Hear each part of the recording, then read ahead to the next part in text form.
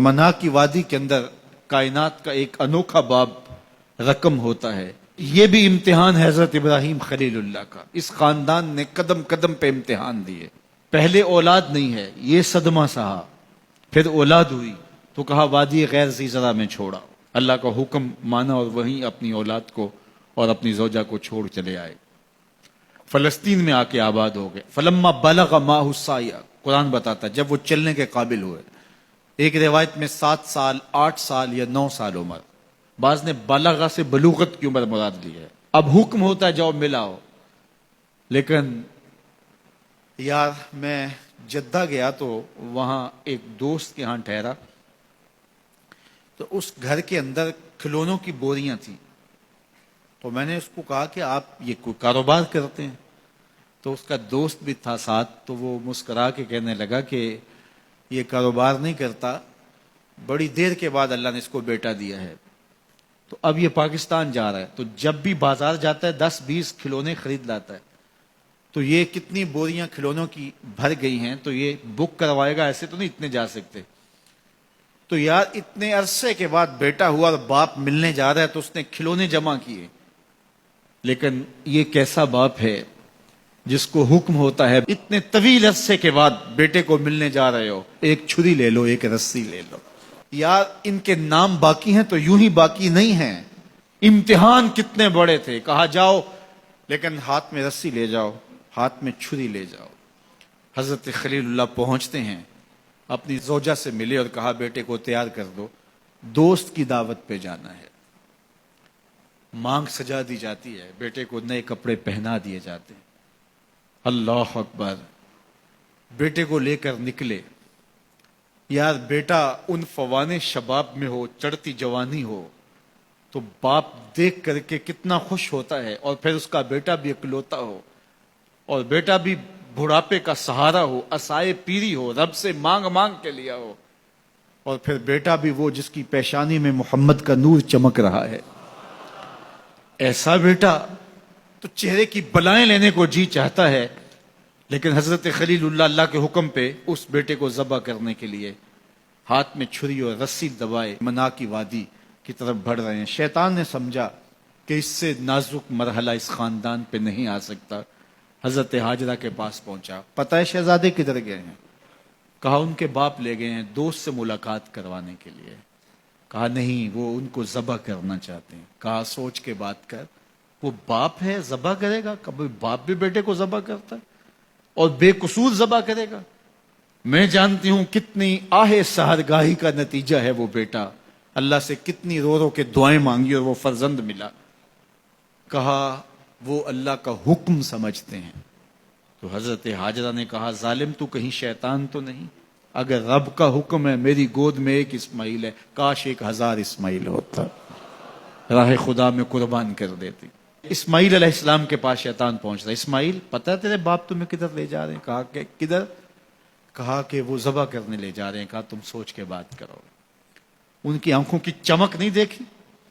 میری طرف دیکھتے ہیں تو لگتا ہے کہ ان کی آنکھوں سے شہد ٹپکتا ہے اور وہ مجھے ذبح کر دیں گے.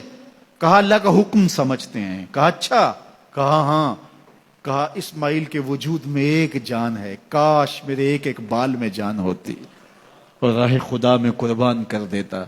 ابراہیم علیہ السلام کے پاس شیطان پہنچ کے بولتا ہے ابراہیم اللہ کو راضی کرنے کے اور تھوڑے طریقے ہیں، ضرور بیٹے کو ذبح کرنا ہے. تو وہ بھی کنکر اٹھا کے مارتے ہیں اور شیطان کو راستے سے ہٹا کے منزل کی طرف بڑھتے ہیں.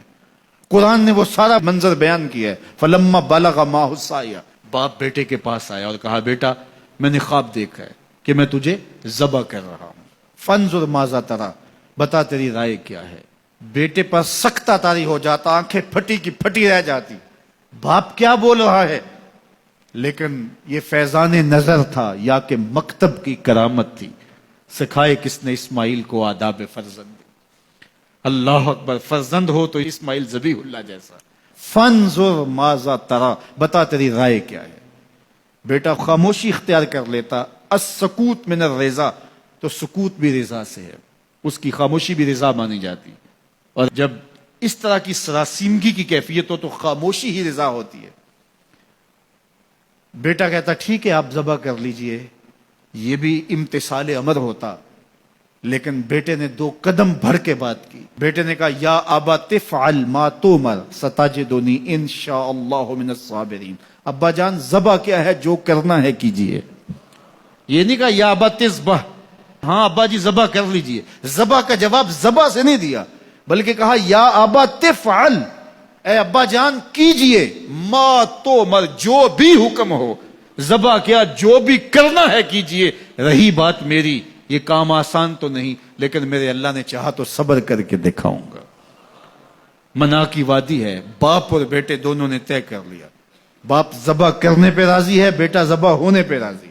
یار اسلام من مانی کا نام نہیں ہے، اپنے خواہشات کو پورا کرنے کا نام اسلام نہیں ہے، اپنے آپ کو مالک کے سپرد کر دینے کا نام ایمان ہے. اس کا نام اسلام ہے. یہاں دیکھیے فلما اسلما، جب دونوں نے طے کر لیا، دونوں راضی ہو گئے. باپ ذبح کرنے پہ راضی ہو گیا، بیٹا ذبح ہونے پہ راضی ہو گیا. وَتَلَّهُ لِلْجَبِينِ، اور باپ نے بیٹے کو پیشانی کے بل لٹایا. قرآن نے وہ سارا منظر بیان کیا ہے. اس پر مفسرین کے 2 قول ہیں. ایک یہ کہ الٹا لٹایا تاکہ کفا سے ذبح کروں، گردن کے پچھلے حصے پر چھری رکھ کے ذبح کروں گا، منمونا چہرہ میری آنکھوں کے سامنے نہ ہو اور میرے دل کے اندر کوئی جذبہ رحم نہ جاگے جس سے اللہ کے حکم کی تعمیل میں دیر ہو جائے. اور دوسرا معنی یہ کیا کہ آپ جانور قربانی کے لیے جو ذبح کرتے ہیں تو اس کی گردن کو بل دے کے اس کی پیشانی کو زمین پہ لگا دیتے ہیں تاکہ یہ رگیں تن جائیں اور ذبح کرنے میں آسانی ہو. حضرت اسماعیل کی معصوم گردن کو بل دے کر کے ان کی پیشانی پتھر کے ساتھ جوڑی گئی. وَتَلَّهُ لِلْجَبِينِ، پیشانی کے بل یوں لٹایا گیا کہ گردن کھل جائے اور بیٹے کو ذبح کرنا آسان ہو. آنکھوں پہ پٹی باندھ لی کہ یہ منظر تو دیکھا نہیں جا سکے گا، اللہ کے حکم کی تعمیل بھی بہر صورت کرنی ہے. سعادت مند بیٹا بولتا ابا جان مجھے رسیوں سے جکڑ لیجئے، کہیں ایسا نہ ہو کہ میں تڑپوں اور اللہ کا حکم پورا کرنے میں آپ کو دیر ہو جائے. باپ بیٹے کو رسیوں سے جکڑ لیتا ہے، ہاتھ میں چھری پکڑی ہے، ذبح کرنے لگتے ہیں تو بیٹا بولتا ہے ابا جان رسیاں کھول دیجئے. کیوں؟ آپ کا منصوبہ، آپ کا پروگرام تبدیل ہو گیا. کہا نہیں. تو پھر کیوں رسیاں کھولوں؟ کہا کہیں ایسا نہ ہو کہ کل کا مورخ لکھے کہ باپ ذبح کرنا چاہتا تھا، بیٹا ہونا نہیں چاہتا تھا، باپ نے باندھ کے کیا. کھول دیجئے، نہیں تڑپوں گا. رسیاں کھل جاتی ہیں. بیٹا پیشانی کے بل لٹایا ہوا ہے، ہاتھ میں چھری پکڑی ہے، منا کی وادی ہے، کارکنان قضاء و قدر کی چیخیں نکل رہی ہیں، حوریں تھرا رہی ہیں، زمانہ کانپ رہا ہے، منا کی وادیوں پر تھر تھراہٹ ہے. مالک قیامت آنے والی ہے. فرشتے بھی پوچھ رہے ہیں کہ مالک کیا ہونے والا ہے.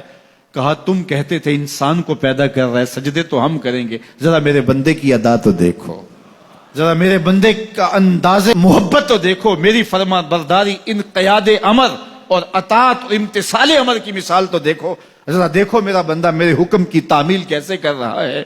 اللہ اکبر. کائنات آنکھیں جھپک رہی ہے، سورج منہ چھپا رہا ہے کہ یہ منظر دیکھا نہیں جا رہا، اور منا کی وادی تھر تھر کانپ رہی ہے کہ ایک بوڑھا باپ ہاتھ میں چھری پکڑے اپنے نو نہال فرزند کو ذبح کرنا چاہ رہا ہے. عجیب منظر ہے کائنات کے اندر. حضرت ابراہیم آگے بڑھے، بیٹے کی گردن پہ چھری رکھی اور پوری قوت کے ساتھ چھری کو جنبش دی. اللہ اکبر. لیکن ایک بال بھی نہیں کٹا. پاس پڑے پتھر پر چھری کو مارا. لما تقطع یا سکین، چھری کاٹتی کیوں نہیں؟